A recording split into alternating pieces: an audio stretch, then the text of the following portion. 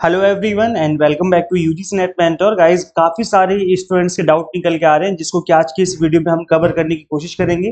पहला डाउट ये निकल के आ रहा है कि जो आपकी फाइनल आंसर कीज आई थी उसके अकॉर्डिंग और जो आपका रिजल्ट आया है उसके अकॉर्डिंग जो मार्क्स में डिस्क्रिपेंसी देखने को मिल रही है। फाइनल आंसर कीज के अकॉर्डिंग ज्यादा मार्क्स बन रहे थे और रिजल्ट में मार्क्स आगे कम।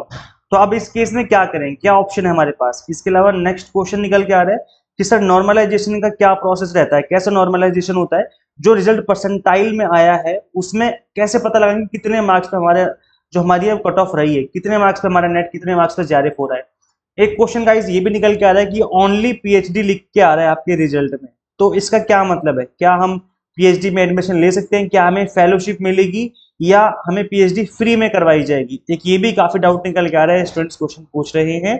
इसके अलावा हम बात करेंगे वैलिडिटी की कि जेआरएफ की वैलिडिटी कितनी रहेगी, नेट की वैलिडिटी कितनी रहेगी और पीएचडी की, ओनली पीएचडी की वैलिडिटी कितनी रहने वाली है। इसके अलावा एक दो क्वेश्चन और देखेंगे हम आज की इस वीडियो में। सभी क्वेश्चंस की मैं आंसर करने वाला हूं, सो मेक श्योर आप इस वीडियो को एंड तक देखें ताकि आपको हर चीज अच्छे से समझ में आ जाए, फिर आपके मन में किसी भी तरह का कोई डाउट ना रहे। सबसे पहले तो हम ये बात करेंगे कि अगर आपके मार्क्स कम बने हैं तो उसके लिए क्या किया जाए। आपने फाइनल रिजल्ट में देखा था जो आपका फाइनल आंसर कीज आई थी उसके अकॉर्डिंग मार्क्स ज्यादा थे और जो आपका रिजल्ट आया है उसमें मार्क्स कम आ गए। तो अब ऐसे में क्या करें। तो गाइस देखो, ऐसे में मैं आपको लेके चलता हूँ ऑफिशियल जो यहाँ पर गिवन था अब इंफॉर्मेशन बुलेटिन, इसमें मेंशन था that can I apply for rechecking my answers after result. Result आने के बाद क्या आप अपने आंसर्स को रीचेकिंग के लिए अप्लाई कर सकते हैं। तो जो इसमें साफ साफ बताया था एनटीए ने that no there shall be no reevaluation और rechecking of result, no correspondence in this regard shall be entertain. तो कुछ नहीं हो सकता, अगर रिजल्ट एक बार डिक्लेयर हो गया तो रीचेकिंग तो एटलीस्ट नहीं हो सकती। हाँ, अगर आपको लगता है कि आपके मार्क्स जो हैं गलत तरीके से चढ़ा दिए गए आपके रिजल्ट में, फाइनल आंसर की इसके अकॉर्डिंग अलग मार्क्स थे और रिजल्ट में अलग मार्क्स आए हैं, तो ऐसे में लिखा हुआ है कि आप कांटेक्ट कर सकते हो किसी भी तरह की नीड के लिए। इसके लिए आपको इस वाली ईमेल आईडी पे या तो मेल करना है या फिर इस नंबर पे कॉल करना है। आप मेरी मानो दोनों करो, आप कॉल भी करो और आप मेल भी करो। और एक चीज याद रखना, चाहे मेल करो चाहे कॉल करो, दोनों ही केस में आपको कंप्लीट इंफॉर्मेशन देनी है, अपना एप्लीकेशन नंबर, अपना रोल नंबर, अपना सब्जेक्ट, आपकी शिफ्ट, सब कुछ बताना है। ये नहीं बस हवा में बता रहे हो कि मेरे मार्क्स कम आ गए, इतने मार्क्स से इतने आ गए, तो वो कैसे पता लगाएंगे आप कौन हो, क्या रोल नंबर है आपका, कैसे पता लगाएंगे। तो कंप्लीट इन्फॉर्मेशन देनी है, जहां भी आप इन्फॉर्मेशन दो, चाहे कॉल पे दो चाहे मेल पे दो, तो इस चीज का ध्यान रखना है। अब हम बात करेंगे गाइस बाकी जो क्वेश्चंस मैंने आपको अभी बोले थे कि इनके रिगार्ड में आपको क्या करना चाहिए। तो एक क्वेश्चन जो था वो निकल के आ रहा था कि हमारा जो रिजल्ट है वो परसेंटाइल में आया है, यानी जो आप नॉर्मलाइजेशन प्रोसेस उसको फॉलो किया गया है। अच्छा, नॉर्मलाइजेशन क्या होता है और कैसे नॉर्मलाइजेशन किया जाता है, इसके ऊपर मैंने वीडियो ऑलरेडी बना रखी है, तो आप उस वीडियो को देख सकते हो। उसका लिंक मैं इसी वीडियो के डिस्क्रिप्शन बॉक्स में, कमेंट बॉक्स में दे दूंगा। देखो गाइस, जब आपका नॉर्मलाइजेशन होता है तो ऐसे में होता है क्या कि शिफ्ट 1 और शिफ्ट 2, अगर एक से ज्यादा शिफ्ट में एग्जाम हुआ है तो उस केस में आपका जो रिजल्ट है वो नॉर्मलाइजेशन के बाद आता है। मतलब जो आपका रिजल्ट है वो परसेंटेज में नहीं बल्कि परसेंटाइल में आता है। अब जब रिजल्ट परसेंटाइल में आता है तो ऐसे में मार्क्स पता नहीं लग पाते कि कितने मार्क्स पे आपकी कट ऑफ गई है। तो ये थोड़ा सा इशू रहता है और आई थिंक आप सभी को, हम सभी को मिलकर के इसके लिए आवाज उठानी चाहिए कि आपका जो एग्जाम है वो सिंगल शिफ्ट में एग्जाम कंडक्ट किया जाए और आपका जो रिजल्ट है उस केस में फिर मार्क्स में ही आएगा, ताकि हमें एग्जैक्ट पता चल पाए। यहाँ पे हमें पता नहीं चल पा रहा है परसेंटाइल के केस में हमें पता ही नहीं चल पा रहा है कि कितने मार्क्स पे हमारा नेट हुआ है, कितने मार्क्स पे जेआरएफ हुआ है। तो गाइस देखो, परसेंटाइल के केस में आपको सिर्फ और सिर्फ मार्क्स पता चल सकते हैं आपकी फाइनल आंसर की के अकॉर्डिंग। फाइनल आंसर की से आप अपना क्वेश्चन पेपर मैच करिए, उसी से पता चलेगा कि आपने कितना स्कोर किया है। वैसे आपका जो रिजल्ट है उसमें मेंशन होगा, आई थिंक उसमें आपको मार्क्स गिवन इस बार कि आपने कितना स्कोर किया है, और जो वो मार्क्स गिवन है आपके स्कोर कार्ड में वो नॉर्मलाइजेशन के बाद के मार्क्स गिवन है। याद रखिए, अगर 2 शिफ्ट में एग्जाम हुआ है, इसी में कंफ्यूजन क्रिएट हो रही है, शिफ्ट 1 और शिफ्ट 2। अब हुआ क्या है कि अगर आपने शिफ्ट 1 में 150 नंबर स्कोर किया है आंसर की इसके अकॉर्डिंग, बट फाइनल रिजल्ट में वो 148 शो कर रहा है या 140 शो कर रहा है, तो आपको लग रहा है कि 10 नंबर कम कैसे हो गए मेरे। तो ये हुआ है नॉर्मलाइजेशन की वजह से। ये नॉर्मलाइजेशन का प्रोसेस था जिसकी वजह से मार्क्स कम हुए हैं, क्योंकि दोनों शिफ्ट का नॉर्मलाइजेशन होता है, उसके अकॉर्डिंग फिर मार्क्स दिए जाते हैं। तो जिनके ज्यादा मार्क्स होते हैं उनके कम भी हो सकते हैं और जिनके कम मार्क्स होते हैं उनके ज्यादा भी हो सकते हैं। नॉर्मलाइजेशन में दोनों चीजें पॉसिबल होती हैं। तो ये नॉर्मलाइजेशन का प्रोसेस थोड़ा सा अजीब सा है और इस वजह से स्टूडेंट्स काफी इस चीज को लेकर के प्रॉब्लम में है। मतलब प्रॉब्लम कह सकते हो कि उनको चीजें पता नहीं चल पा रही कि किस तरीके से हो रही है।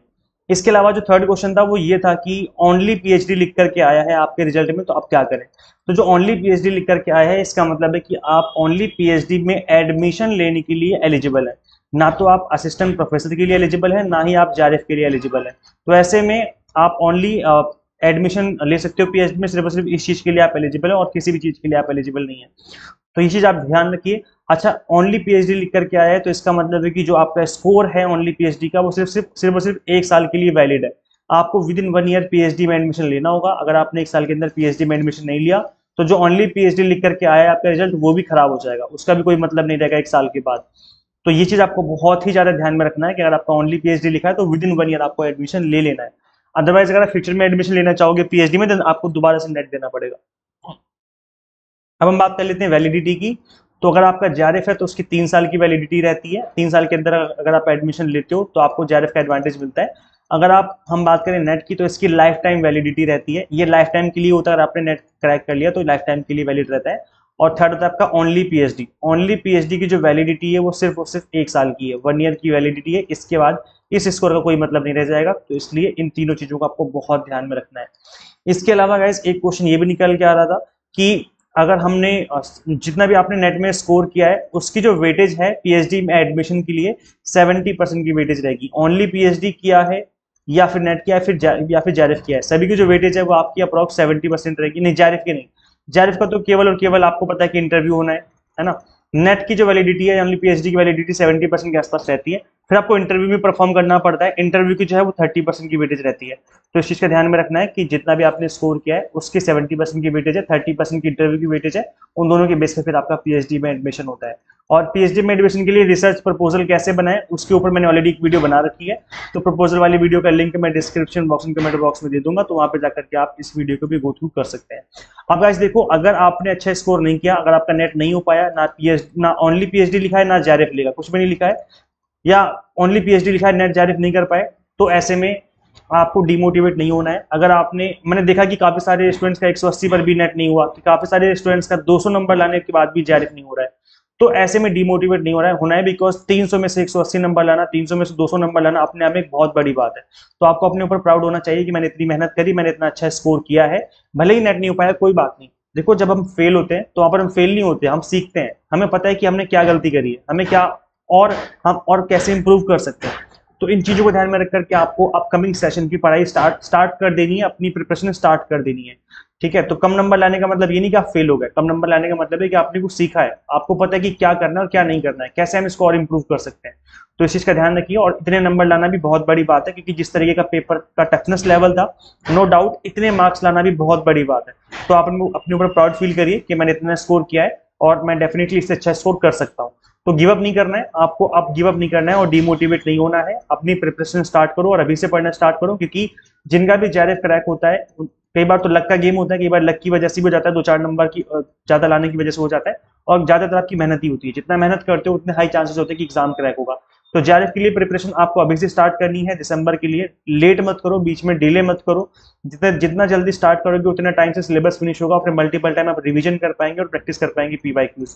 और इन तीनों चीजों की वजह से आपका एग्जाम क्रैक होगा। तो याद रखिए, आप अभी से पढ़ना स्टार्ट करिए और गिव अप नहीं करना है। गिव अप कर दोगे तो सब कुछ खत्म, इसलिए गिव अप नहीं करना है और अपनी प्रिपरेशन अभी से जारी रखनी है, ताकि जो आपकी प्रिपरेशन है वो अच्छे से हो जाए इस बार, दिसंबर एग्जाम में आपका सिंगल अटेम्प्ट में एग्जाम क्रैक हो जाए। तो गाइज ये है। बाकी आप हमसे भी प्रिपरेशन हमसे भी पढ़ सकते हो। काफी सारे स्टूडेंट्स का नेट जेआरएफ क्रैक हुआ है, हम उनका इंटरव्यू जल्दी कंडक्ट करेंगे ताकि आप उनसे सीख सकें। अभी वाल्मीकि जयंती ऑफर चल रहा है, तो आप फ्लैट 20% का डिस्काउंट भी अवेल कर सकते हो सभी कोर्सेज पे। आपको कौन कौन से कोर्सेज अवेलेबल है मैं आपको बता दूं। आपको वाल्मीकि 20 कूपन कोड अप्लाई करना है। जैसे कूपन कोड अप्लाई करेंगे आपकी फीस ऑटोमेटिकली रिड्यूस हो जाएगी। तो वैसे क्या कुछ अवेलेबल मैं बता दूं। यहाँ पे हम आपको exam targeted paper 1 commerce management and political science की तैयारी करवा रहे हैं। कंप्लीट कंटेंट बाइलिंगुअल है, 100 मॉक टेस्ट लेंगे प्रैक्टिस करने के लिए। पीडीएफ नोट्स होंगे जिसके थ्रू आप multiple time revision and practice कर सकते हैं। हम इसमें पीवाईक्यूज भी ऐड करने वाले हैं जल्दी ही, ये जो आपके प्रैक्टिस वाले सेशन है, ताकि आप पीवाईक्यूज के थ्रू और अच्छे से प्रैक्टिस कर पाए। सो मेक श्योर आप ऐप को इंस्टॉल करिए और जो अपनी तैयारी है वो स्टार्ट करिए। एग्जाम मेंटर नाम से ऐप है, गूगल प्ले स्टोर पर अवेलेबल है। अगर आप iOS यूजर है तो उसका लिंक भी आपको इसी वीडियो के डिस्क्रिप्शन बॉक्स में कमेंट बॉक्स में देखने को मिल जाएगा। आई होप आपके सारे क्वेश्चंस के मैंने आंसर कर दिए हैं। अभी भी आपके मन में कोई डाउट है, कुछ पूछना है तो कमेंट कर देना।